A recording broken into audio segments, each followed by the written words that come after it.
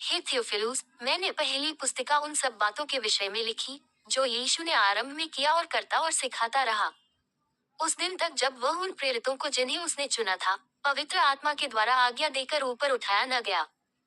और उसने दुख उठाने के बाद बहुत से बड़े प्रमाणों से अपने आप को उन्हें जीवित दिखाया, और 40 दिन तक वह उन्हें दिखाई देता रहा और परमेश्वर के राज्य की बातें करता रहा। और उनसे मिलकर उन्हें आज्ञा दी कि यरूशलेम को न छोड़ो, परंतु पिता की उस प्रतिज्ञा के पूरे होने की बात जोते रहो जिसकी चर्चा तुम मुझसे सुन चुके हो। क्योंकि यूहन्ना ने तो पानी में बपतिस्मा दिया है, परंतु थोड़े दिनों के बाद तुम पवित्र आत्मा से बपतिस्मा पाओगे। सो उन्होंने इकट्ठे होकर उससे पूछा कि हे प्रभु, क्या तू इसी समय इस्राएल को राज्य फेर देगा? उसने उनसे कहा, उन समयों या कालों को जानना जिनको पिता ने अपने ही अधिकार में रखा है, तुम्हारा काम नहीं। परंतु जब पवित्र आत्मा तुम पर आएगा तब तुम सामर्थ पाओगे, और यरूशलेम और सारे यहूदिया और सामरिया में और पृथ्वी की छोर तक मेरे गवाह होगे। ये कहकर वह उनके देखते देखते ऊपर उठा लिया गया, और बादल ने उसे उनकी आंखों से छिपा लिया। और उसके जाते समय जब वे आकाश की ओर ताक रहे थे, तो देखो, दो पुरुष श्वेत वस्त्र पहने हुए उनके पास आ खड़े हुए, और कहने लगे, हे गलीली पुरुषों, तुम क्यों खड़े स्वर्ग की ओर देख रहे हो? यही यीशु जो तुम्हारे पास से स्वर्ग पर उठा लिया गया है, जिस रीति से तुमने उसे स्वर्ग को जाते देखा है, उसी रीति से वह फिर आएगा। तब वे जैतून नाम के पहाड़ से, जो यरूशलेम के निकट एक सबत के दिन की दूरी पर है, यरूशलेम को लौटे। और जब वहां पहुंचे तो वे उस अटारी पर गए जहां पतरस और यूहन्ना और याकूब और अंद्रियास और फिलिप्पुस और थोमा और बरतुलमाई और मत्ती और हल्फी का पुत्र याकूब और शमौन जेलोतेस और याकूब का पुत्र यहूदा रहते थे।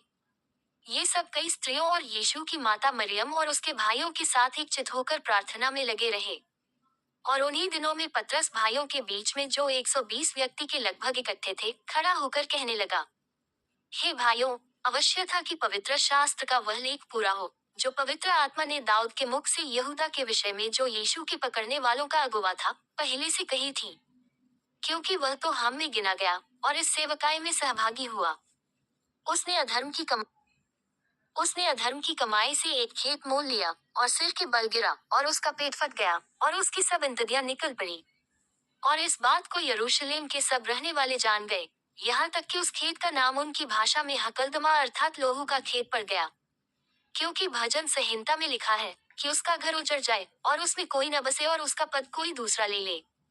इसलिए जितने दिन तक प्रभु यीशु हमारे साथ आता जाता रहा, अर्थात यूहन्ना के बपतिस्मा से लेकर उसके हमारे पास से उठाए जाने तक, जो लोग बराबर हमारे साथ रहे, उचित है कि उनमें से एक व्यक्ति हमारे साथ उसके जी उठने का गवाह हो जाए। तब उन्होंने दो को खड़ा किया, एक यूसुफ को, जो बरसबा कहलाता है, जिसका उपनाम यूसतुस है, दूसरा मत्तियाह को। और यह कहकर प्रार्थना की कि हे प्रभु, तू जो सबके मन जानता है, ये प्रकट कर कि इन दानों में से तूने किसको चुना है कि वह इस सेवकाई और प्रेरिताई का पद ले जिसे यहूदा छोड़कर अपने स्थान को गया।